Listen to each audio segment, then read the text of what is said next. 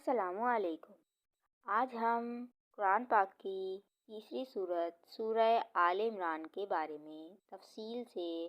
اس کی تفہیم کے بارے میں پڑھیں گے۔ تو آئیے چلتے ہیں اور سمجھتے ہیں۔ اس کا نام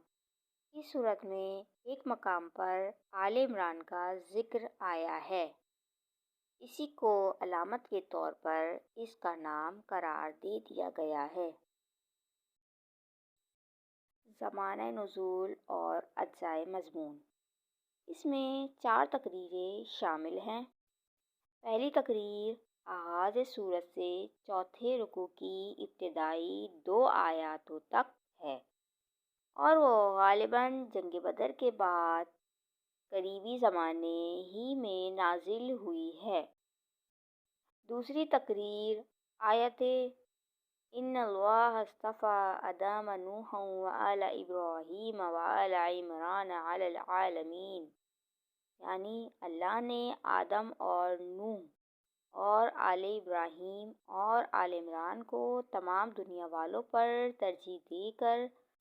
اپنی رسالت کے کام کے لیے منتخب کیا تھا۔ یہاں سے شروع ہوتی ہے اور چھٹے رکوع کے اختتام پر ختم ہوتی ہے۔ یہ سن 9 ہجری میں وفد نجران کی آمد کے موقع پر نازل ہوئی۔ تیسری تقریر 7ویں رکوع کے آغاز سے لے کر 12ویں رکوع کے اختتام تک چلتی ہے۔ اس کا زمانہ پہلی تقریر سے متصل ہی معلوم ہوتا ہے۔ چوتھی تقریر 13ویں رکوع سے ختم سورت تک جنگ احد کے بعد نازل ہوئی ہے۔ خطاب اور مباحث، ان مختلف تقریروں کو ملا کر جو چیز ایک مسلسل مضمون بناتی ہے وہ مقصد و مدعا اور مرکزی مضمون کی یکسانیت ہے۔ سورت کا خطاب خصوصیت کے ساتھ 2 گروہوں کی طرف ہے، ایک اہل کتاب یعنی یہود و نصارہ، دوسرے وہ لوگ جو محمد صلی اللہ علیہ وآلہ وسلم پر ایمان لائے تھے۔ پہلے گروہ کو اسی طرز پر مزید تبلیغ کی گئی ہے جس کا سلسلہ سورہ بقرہ میں شروع کیا گیا تھا۔ ان کی اعتقادی گمراہیوں اور اخلاقی خرابیوں پر تنبیہ کرتے ہوئے انہیں بتایا گیا ہے کہ یہ رسول اور یہ قرآن اسی دین کی طرف بلا رہا ہے جس کی دعوت شروع سے تمام انبیاء دیتے چلے آئے ہیں، اور جو فطرت اللہ کے مطابق ایک ہی دین حق ہے۔ اس دین کے سیدھے راستے سے ہٹ کر جو راہیں تم نے اختیار کی ہیں وہ خود ان کتابوں کی روح سے بھی صحیح نہیں ہیں جن کو تم کتب آسمانی تسلیم کرتے ہو، لہٰذا اس صداقت کو قبول کرو جس کے صادق ہونے سے تم خود بھی انکار نہیں کر سکتے۔ دوسرے گروہ کو جب بہترین امت ہونے کی حیثیت سے حق کا علمبردار اور دنیا کی اصلاح کا ذمہ دار بنایا جا چکا ہے، اسی سلسلے میں مزید ہدایات دی گئی ہیں جو سورہ بقرہ میں شروع ہوا تھا۔ انہی پچھلی امتوں کے مذہبی اور اخلاقی زوال کا عبرتناک نقشہ دکھا کر متنبہ کیا گیا ہے کہ ان کے نقش قدم پر چلنے سے بچیں۔ انہیں بتایا گیا ہے کہ ایک مسلح جماعت ہونے کی حیثیت سے وہ کس طرح کام کریں اور ان اہل کتاب اور منافق مسلمانوں کے ساتھ کیا معاملہ کریں جو خدا کے راستے میں طرح طرح سے رکاوٹیں ڈال رہے تھے۔ انہیں اپنی ان کمزوریوں کی اصلاح پر بھی متوجہ کیا گیا جس کا ظہور جنگ احد کے سلسلے میں ہوا تھا۔ اس طرح یہ سورت نہ صرف اپنے مختلف اجزاء میں مسلسل و مربوط ہے بلکہ سورہ بقرہ کے ساتھ بھی اس کا ایسا قریبی تعلق نظر آتا ہے کہ یہ بالکل اس کا تتمہ معلوم ہوتی ہے اور یہ محسوس ہوتا ہے کہ اس کا فطری مقام بقرہ سے متصل ہی ہے۔ شانِ نزول، صورت کا تاریخی پس منظر یہ ہے۔ نمبر 1، سورہ بقرہ میں اس دین حق پر ایمان لانے والوں کو جن آزمائشوں اور مصائب و مشکلات سے قبل از وقت متنبہ کر دیا گیا تھا وہ پوری شدت کے ساتھ پیش آ چکی تھی۔ جنگ بدر میں اگرچہ اہل ایمان کو فتح حاصل ہوئی تھی، لیکن یہ جنگ گویا بھیڑوں کے چھتے میں پتھر مارنے کے ہم معنی تھی۔ اس اولین مسلح مقابلے نے عرب کی ان سب طاقتوں کو چونکا دیا تھا جو اس نئی تحریک سے عداوت رکھتی تھیں۔ ہر طرف طوفان کے آثار نمایاں ہو رہے تھے۔ مسلمانوں پر ایک دائمی خوف اور بے اطمینانی کی حالت طاری تھی، اور ایسا محسوس ہوتا تھا کہ مدینے کی یہ چھوٹی سی بستی جس نے گرد و پیش کی ساری دنیا سے لڑائی مول لے لی ہے، صفحۂ ہستی سے مٹا ڈالی جائے گی۔ ان حالات کا مدینے کی معاشی حالت پر بھی نہایت برا اثر پڑ رہا تھا۔ اول تو ایک چھوٹے سے قصبے میں جس کی آبادی چند سو گھروں سے زیادہ نہ تھی، یکایک مہاجرین کی ایک بڑی تعداد کے آ جانے ہی سے معاشی توازن بگڑ چکا تھا۔ اس پر مزید مصیبت اس حالت جنگ کی وجہ سے نازل ہو گئی۔ نمبر 2، ہجرت کے بعد نبی صلی اللہ علیہ وآلہ وسلم نے اطراف مدینہ کے یہودی قبائل کے ساتھ جو معاہدے کیے تھے، ان لوگوں نے ان معاہدات کا ذرہ برابر پاس نہ کیا۔ جنگ بدر کے موقع پر ان اہل کتاب کی ہمدردیاں توحید و نبوت اور کتاب و آخرت کے ماننے والے مسلمانوں کے بجائے بت پوجنے والے مشرکین کے ساتھ تھیں۔ بدر کے بعد یہ لوگ کھلم کھلا قریش اور دوسرے قبائل عرب کو مسلمانوں کے خلاف جوش دلا دلا کر بدلہ لینے پر اکسانے لگے۔ خصوصاً بنی نضیر کے سردار کعب بن اشرف نے تو اس سلسلے میں اپنی مخالفانہ کوششوں کو اندھی عداوت بلکہ کمینہ پن کی حد تک پہنچا دیا۔ اہل مدینہ کے ساتھ ان یہودیوں کے ہمسائیگی اور دوستی کے جو تعلقات صدیوں سے چلے آ رہے تھے، ان کا پاس و لحاظ بھی انہوں نے اٹھا دیا۔ آخر کار جب ان کی شرارتیں اور عہد شکنیاں حد برداشت سے گزر گئیں تو نبی صلی اللہ علیہ وآلہ وسلم نے بدر کے چند مہینے بعد بنی قینقاع پر جو ان یہودی قبیلوں میں سب سے زیادہ شریر لوگ تھے حملہ کر دیا اور انہیں اطراف مدینہ سے نکال باہر کیا۔ لیکن اس سے دوسرے یہودی قبائل کی آتش عناد اور زیادہ بھڑک اٹھی۔ انہوں نے مدینے کے منافق مسلمانوں اور حجاز کے مشرک قبیلوں کے ساتھ ساز باز کر کے اسلام اور مسلمانوں کے لیے ہر طرف خطرات ہی خطرات پیدا کر دیے۔ حتیٰ کہ نبی صلی اللہ علیہ وآلہ وسلم کی جان کے متعلق ہر وقت یہ اندیشہ رہنے لگا کہ نامعلوم کب آپ پر قاتلانہ حملہ ہو جائے۔ صحابہ کرام اس زمانے میں بالعموم ہتھیار بند سوتے تھے۔ شب و خون کے ڈر سے راتوں کو پہرے دیے جاتے تھے۔ نبی صلی اللہ علیہ وسلم اگر تھوڑی دیر کے لیے بھی کہیں نگاہوں سے اوجھل ہو جاتے تو صحابہ کرام گھبرا کر آپ کو ڈھونڈنے کے لیے نکل کھڑے ہوتے تھے۔ نمبر 3، بدر کی شکست کے بعد قریش کے دلوں میں آپ ہی انتقام کی آگ بھڑک رہی تھی کہ اس پر مزید تیل یہودیوں نے چھڑکا۔ نتیجہ یہ ہوا کہ ایک ہی سال بعد مکے سے 3000 کا لشکر جرار مدینے پر حملہ آور ہو گیا اور احد کے میدان میں وہ لڑائی پیش آئی جو جنگ احد کے نام سے مشہور ہے۔ اس جنگ کے لیے نبی صلی اللہ علیہ وسلم کے ساتھ 1000 آدمی مدینے سے نکلے تھے، مگر راستے میں سے 300 منافق یکایک الگ ہو کر مدینے کی طرف پلٹ گئے،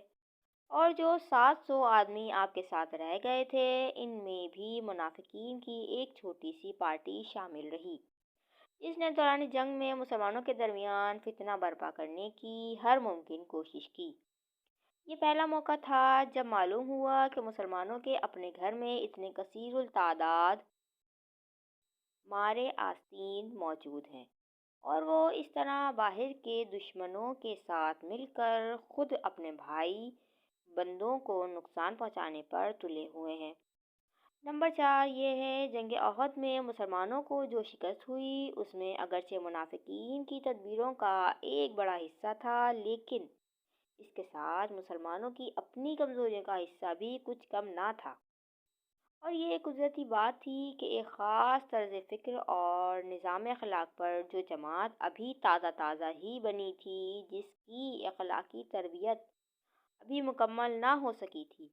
اور جسے اپنے عقیدہ مسلک کی حمایت میں لڑنے کا یہ دوسرا ہی موقع پیش آیا تھا، اس کے کام میں بعض کمزوریوں کا ظہور بھی ہوتا۔ اس لیے یہ ضرورت پیش آئی کہ جنگ کے بعد اس جنگ کی پوری سرگزشت پر ایک مفصل تبصرہ کیا جائے، اور اس میں اسلامی نقطہ نظر سے جو کمزوریاں مسلمانوں کے اندر پائی گئی تھیں، ان میں سے ایک ایک کی نشاندہی کر کے اس کی اصلاح کے متعلق ہدایت دی جائے۔ اس سلسلے میں یہ بات نظر میں رکھنے کے لائق ہے کہ اس جنگ پر قرآن کا تبصرہ ان تبصروں سے کتنا مختلف ہے جو دنیاوی جرنل اپنی لڑائیوں کے بعد کیا کرتے ہیں۔ تو یہ تھی سورہ آل عمران کے نام کے بارے میں، اس کے زمانہ نزول، اس کے خطاب اور اس کے شان نزول کی تفصیل۔ اب ہم سورہ آل عمران کی سورت کے بارے میں تفصیلاً پڑھیں گے۔ عام طور پر لوگ تورات سے مراد بائبل کے پرانے عہد نامے کی ابتدائی 5 کتابیں اور انجیل سے مراد نئے عہد نامے کی 4 مشہور انجیلیں لے لیتے ہیں۔ اس وجہ سے یہ الجھن پیش آتی ہے کہ کیا فی الواقع یہ کتابیں کلام الہی ہیں، اور کیا واقعی قرآن ان سب باتوں کی تصدیق کرتا ہے جو ان میں درج ہیں۔ لیکن اصل حقیقت یہ ہے کہ تورات بائبل کی پہلی 5 کتابوں کا نام نہیں ہے، بلکہ وہ ان کے اندر مندرج ہے، اور انجیل نئے عہد نامے کی اناجیل اربع کے نام نہیں ہے، بلکہ وہ ان کے اندر پائی جاتی ہیں۔ دراصل تورات سے مراد وہ احکام ہیں جو حضرت موسیٰ علیہ السلام کی بعثت سے لے کر ان کی وفات تک تقریباً 40 سال کے دوران میں ان پر نازل ہوئے۔ ان میں سے 10 احکام تو وہ تھے جو اللہ تعالیٰ نے پتھر کی لوحوں پر کندہ کر کے انہیں دیے تھے۔ باقی ماندہ احکام کو حضرت موسیٰ علیہ السلام نے لکھوا کر اس کی 12 نقلیں بنی اسرائیل کے 12 قبیلوں کو دے دی تھی، اور ایک نقل بنی لاوی کے حوالے کی تھی تاکہ وہ اس کی حفاظت کریں۔ اسی کتاب کا نام تورات تھا، کہ ایک مستقل کتاب کی حیثیت سے بیت المقدس کی پہلی تباہی کے وقت تک محفوظ تھی۔ اس کی ایک کاپی جو بنی لاوی کے حوالے کی گئی تھی، پتھر کی لوحوں سمیت عہد کے صندوق میں رکھ دی گئی تھی، اور بنی اسرائیل اس کو توریت ہی کے نام سے جانتے تھے۔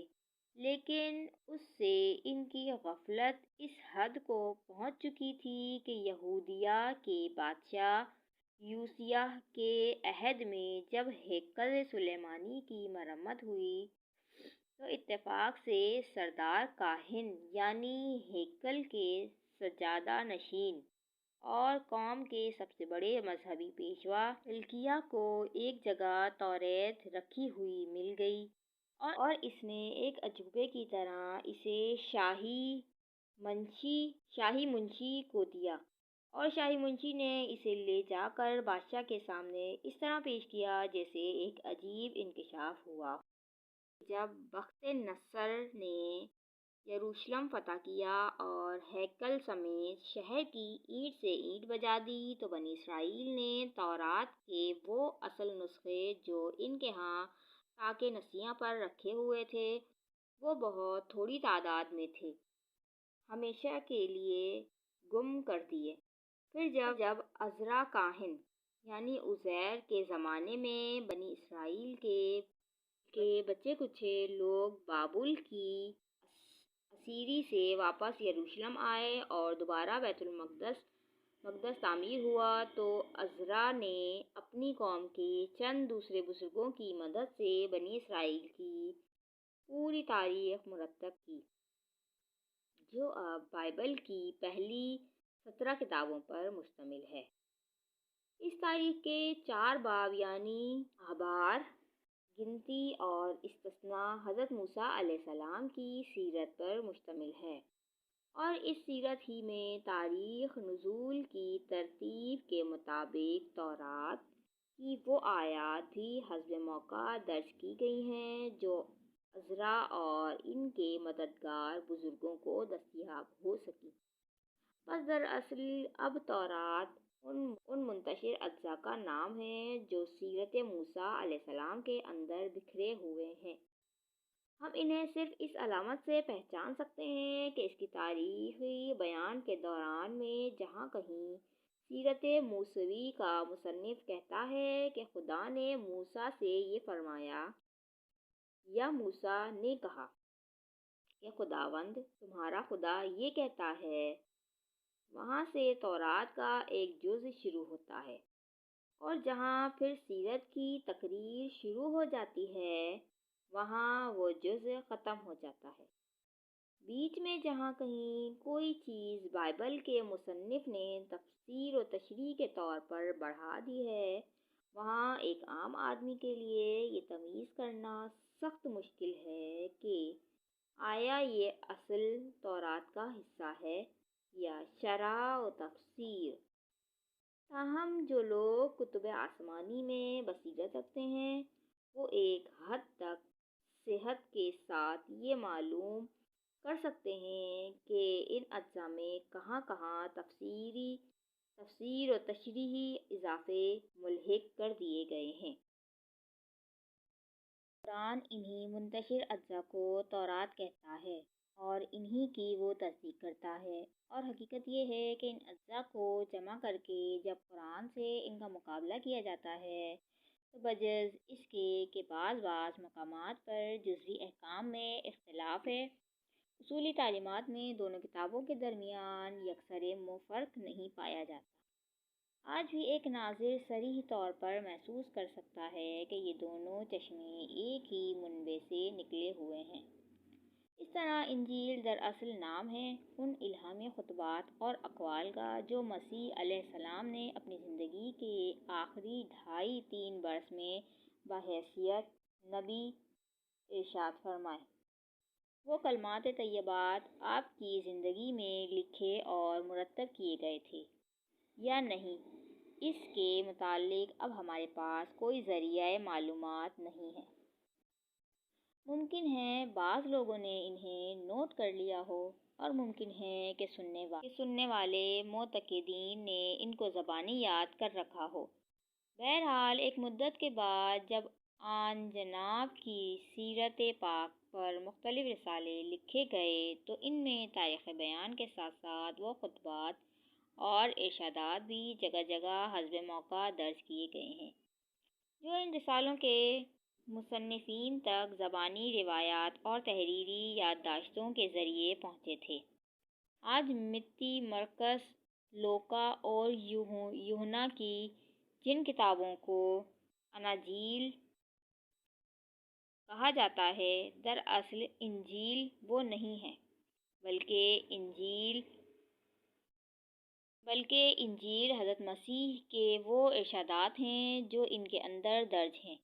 ہمارے پاس ان کو پہچاننے اور مصنفین سیرت کے اپنے کلام سے ان کو ممیز کرنے کا اس کے سوا کوئی ذریعہ نہیں ہے کہ جہاں سیرت کا مصنف کہتا ہے کہ مسیح نے یہ فرمایا یا لوگوں کو یہ تعلیم دی، صرف وہی مقامات اصل انجیل کے اجزاء ہیں۔ قرآن انہی اجزاء کے مجموعے کو انجیل کہتا ہے اور انہی کی وہ تصدیق کرتا ہے۔ آج کوئی شخص ان بکھرے ہوئے اجزاء کو مرتب کر کے قرآن سے ان کا مقابلہ کر کے دیکھے تو وہ دونوں میں بہت ہی کم فرق پائے گا، اور جو تھوڑا بہت فرق محسوس ہوگا وہ بھی غیر محتسبانہ غور و تأمل کے بعد بآسانی حل کیا جا سکے گا۔ نمبر 3، یعنی وہ کائنات کے تمام حقیقتوں کو جاننے والا ہے، لہٰذا جو کتاب اس نے نازل کی ہو وہ سراسر حق ہی ہونی چاہیے، بلکہ خالص حق صرف اسی کتاب میں انسان کو میسر آ سکتا ہے جو اس علیم و دانا کی طرف سے نازل ہو۔ نمبر 4، اس میں 2 اہم حقیقتوں کی طرف اشارہ ہے۔ ایک یہ کہ تمہاری فطرت کو جیسا وہ جانتا ہے نہ کوئی دوسرا جان سکتا ہے نہ تم خود جان سکتے ہو، لہٰذا اس کی رہنمائی پر اعتماد کیے بغیر تمہارے لیے کوئی چارہ نہیں ہے۔ دوسرے یہ کہ جس نے تمہارے استقرار حمل سے لے کر بعد کے مراحل تک ہر موقع پر تمہاری چھوٹی سے چھوٹی ضرورتوں تک کو پورا کرنے کا اہتمام کیا، کس طرح ممکن تھا کہ وہ دنیا کی زندگی میں تمہاری ہدایت اور رہنمائی کا انتظام نہ کرتا، حالانکہ تم سب سے بڑھ کر اگر کسی چیز کے محتاج ہو تو وہ یہی ہے۔ نمبر 5، محکم، پکی اور پختہ چیز کو کہتے ہیں۔ آیات محکمات سے مراد وہ آیات ہیں جن کی زبان بالکل صاف ہے، جن کا مفہوم متعین کرنے میں کسی اشتباہ کی گنجائش نہیں ہے، جن کے الفاظ معنی و مدعا پر صاف اور صریح دلالت کرتے ہیں، جنہیں تاویلات کا تختہ مشق بنانے کا موقع مشکل ہی سے کسی کو مل سکتا ہے۔ یہ آیات کتاب کی اصل بنیاد ہیں، یعنی قرآن جس غرض کے لیے نازل ہوا ہے اس غرض کو یہی آیتیں پورا کرتی ہیں۔ انہی میں اسلام کی طرف دنیا کو دعوت دی گئی ہے، انہی میں عبرت اور نصیحت کی باتیں فرمائی گئی ہیں، انہی میں گمراہیوں کی تردید اور راہ راست کی توضیح کی گئی ہے، انہی میں دین کی بنیادی اصول بیان کیے گئے ہیں، انہی میں عقائد، عبادات، اخلاق، فرائض اور امر و نہی کے احکام ارشاد ہوئے ہیں۔ بس جو شخص طالب حق ہو اور یہ جاننے کے لیے قرآن کی طرف رجوع کرنا چاہتا ہو کہ وہ کس راہ پر چلے اور کس راہ پر نہ چلے، اس کی پیاس بجھانے کے لیے آیات محکمات ہی اصل مرجع ہیں، اور فطرتاً انہی پر اس کی توجہ مرکوز ہوگی اور زیادہ تر انہی سے فائدہ اٹھانے میں مشغول رہے گا۔ نمبر 6، متشابہات، یعنی وہ آیات جن کے مفہوم میں اشتباہ کی گنجائش ہے۔ یہ ظاہر ہے کہ انسان کے لیے زندگی کا کوئی راستہ تجویز نہیں کیا جا سکتا جب تک کائنات کی حقیقت اور اس کے آغاز و انجام اور اس میں انسان کی حیثیت اور ایسے ہی دوسرے بنیادی امور کے متعلق کم سے کم ضروری معلومات انسان کو نہ دی جائیں۔ اور یہ ظاہر ہے کہ جو چیزیں انسان کے حواس سے ماورا ہیں، جو انسانی علم کی گرفت میں نہ کبھی آئی ہیں نہ آ سکتی ہیں، جن کو اس نے نہ کبھی دیکھا، نہ چھوا، نہ چکھا، ان کے لیے انسانی زبان میں نہ ایسے الفاظ مل سکتے ہیں جو انہی کے لیے وضع کیے گئے ہوں، اور نہ ایسے معروف اسالیب بیان مل سکتے ہیں جن سے ہر سامع کے ذہن میں ان کی صحیح تصویر کھینچی جائے۔ لامحالہ یہ گزیر ہے کہ اس نوعیت کے مضامین کو بیان کرنے کے لیے الفاظ اور اسالیب بیان وہ استعمال کیے جائیں جو اصل حقیقت سے قریب تر مشابہت رکھنے والی محسوس چیزوں کے لیے انسانی زبان میں پائے جاتے ہیں۔ چنانچہ مابطبی مسائل کے بیان میں قرآن کے اندر ایسی ہی زبان استعمال کی گئی ہے، اور متشابہات سے مراد وہ آیات ہیں جن میں یہ زبان استعمال ہوئی ہے، لیکن اس زبان کا زیادہ سے زیادہ فائدہ بس اتنا ہی ہو سکتا ہے کہ آدمی کو حقیقت کے قریب تک پہنچا دے، یا اس کا ایک دھندلا سا تصور پیدا کر دے۔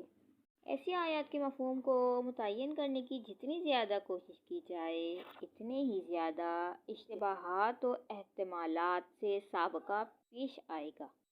حتیٰ کہ انسان حقیقت سے قریب تر ہونے کے بجائے اور زیادہ دور ہوتا چلا جائے گا۔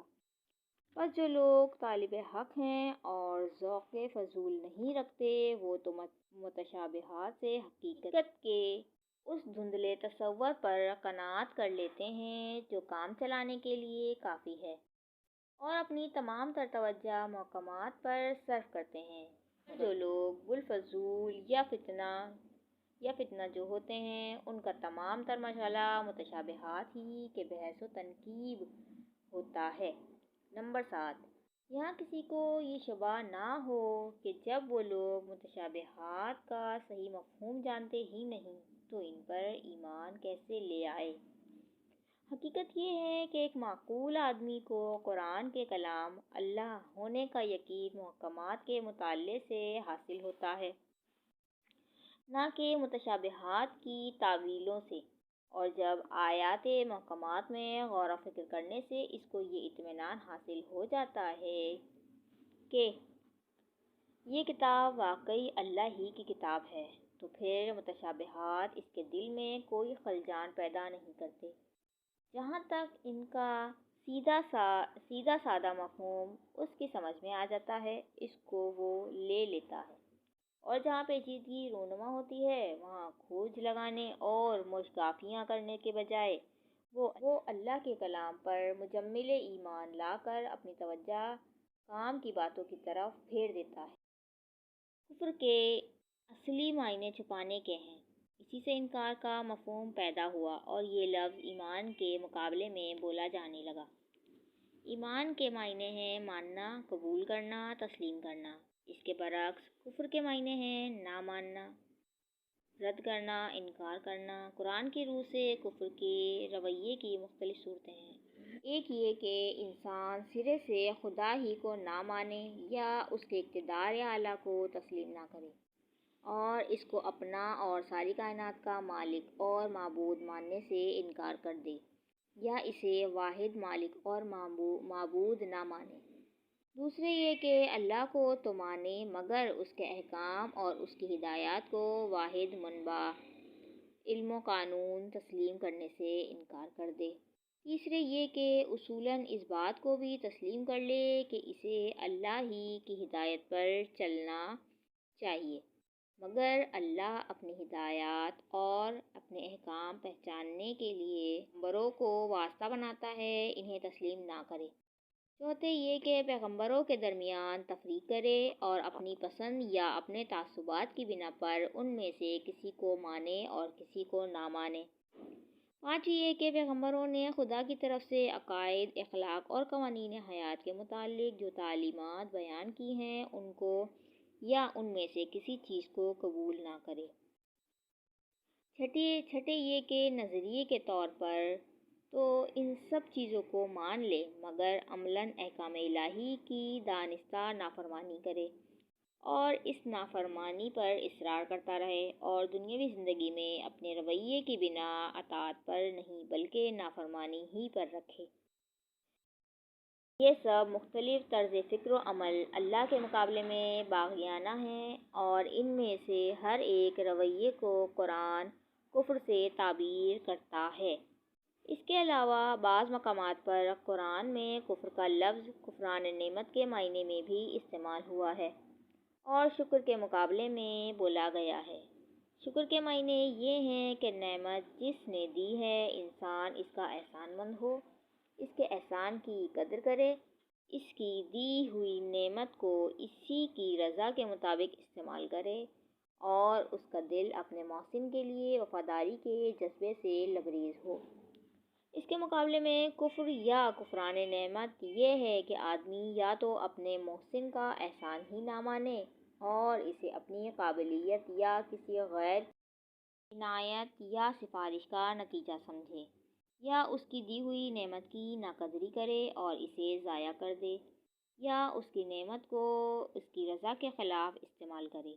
یا اس کے احسانات کے باوجود اس کے ساتھ غدر اور بے وفائی کرے۔ اس نوع کے کفر کو ہماری زبان میں بالعموم احسان فراموشی، نمک حرامی، غداری اور ناشکرے پن کے الفاظ سے تعبیر کیا جاتا ہے۔ نمبر 9، اگرچہ حقیقی فرق صحیح چند تھا، لیکن سرسری نگاہ سے دیکھنے والا بھی یہ محسوس کیے بغیر تو نہیں رہ سکتا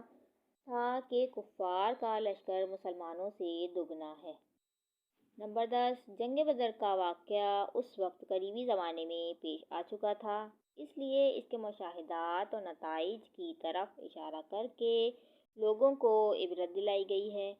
اس جنگ میں 3 باتیں نہایت سبق آموز تھیں۔ ایک یہ کہ مسلمان اور کفار جس شان سے ایک دوسرے کے بالمقابل آئے تھے، اس سے دونوں کا اخلاقی فرق صاف ظاہر ہو رہا تھا۔ ایک طرف کافروں کے لشکر میں شرابوں کے دور چل رہے تھے، ناچنے اور گانے والی لونڈیاں ساتھ آئی تھیں اور خوب داد عیش دی جا رہی تھی۔ دوسری طرف مسلمانوں کے لشکر میں پرہیزگاری تھی، خدا ترسی تھی، انتہا درجے کا اخلاقی انضباط تھا، نمازیں تھیں اور روزے تھے، بات بات پر خدا کا نام تھا اور خدا ہی کے آگے دعائیں اور التجائیں کی جا رہی تھیں۔ دونوں لشکروں کو دیکھ کر ہر شخص بآسانی معلوم کر سکتا تھا کہ دونوں میں سے کون اللہ کی راہ میں لڑ رہا ہے۔ دوسرے یہ کہ مسلمان اپنی قلت تعداد اور بے سر و سامانی کے باوجود کفار کی کثیر التعداد اور بہتر اسلحہ رکھنے والی فوج کے مقابلے میں جس طرح کامیاب ہوئے، اس سے صاف معلوم ہو گیا تھا کہ ان کو اللہ کی تائید حاصل تھی۔ تیسرے یہ کہ اللہ کی غالب طاقت سے غافل ہو کر جو لوگ اپنے سر و سامان اور اپنے حامیوں کی کثرت پر پھولے ہوئے تھے، ان کے لیے یہ واقعہ ایک تعزیانہ تھا کہ اللہ کس طرح چند مفلس و کلانچ غریب الوطن مہاجروں اور مدینے کے کاشتکاروں کی ایک مٹھی بھر جماعت کے ذریعے